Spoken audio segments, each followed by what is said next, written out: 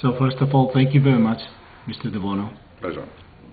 How can you maximize creativity at the workplace without getting bogged down in the day-to-day routine? There's two ways of using creativity. One is to have it at the back of your mind, so things come up and you say, yes, this is the normal way we do it, we could perhaps change it, have the attitude of creativity.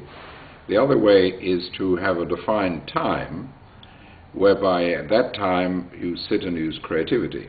In England there's a bank, and I talk to their service people, and they now have the routine every morning between 9 and 9:30 is just devoted to new thinking. Whether at their desk or in meetings, that's all. The secretaries don't interrupt them, they just think.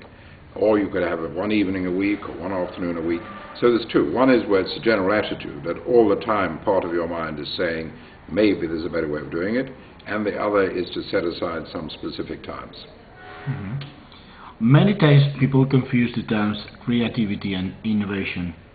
How would you differentiate these two concepts? It's a dangerous confusion, for reasons I'll explain. Innovation means putting into action something new for that organization. Now, the origin of that may be borrowed from someone else, copied from someone else, stolen from someone else. You may have heard that in China they have a very good way of handling parking areas. So you introduce that into your organization, that's an innovation. Creativity is creating an idea that, as far as you know, has not been thought of anywhere. Putting it into action becomes innovation. So creativity is the origination, the generation of something new. Innovation is the using of something new for that organization. Mm-hmm. Perhaps your most famous technique is the six hats technique. It's an extremely simple, almost childlike way to contrasting different emotions and perspectives, yet it's brilliant. Could you tell us what were the origins of the technique? Well, there's two origins really. One is that I started off by lateral thinking, looking at generating ideas, but it soon became clear to me that if you generated ideas and everyone around just jumped on them, says not going to work, we can't do it, it's too expensive, then ideas were never going to be properly examined, explored, were not going to flourish.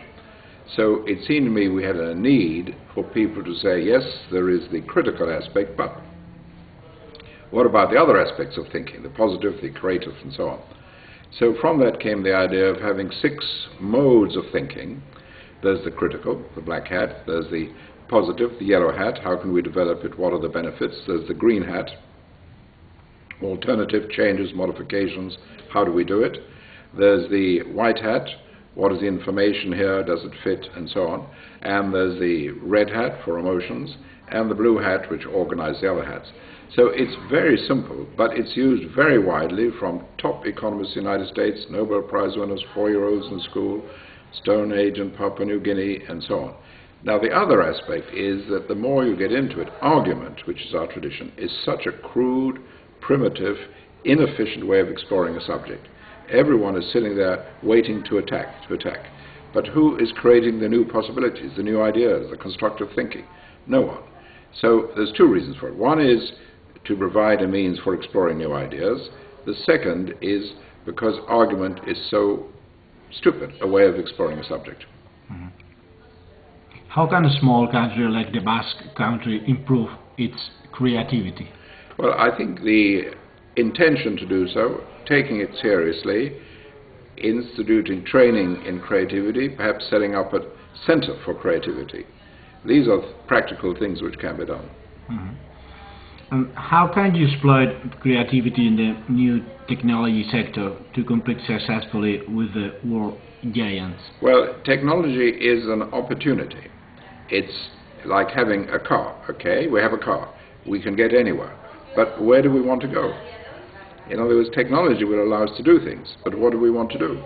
And there's a huge need for creativity in the values, the uses of technology.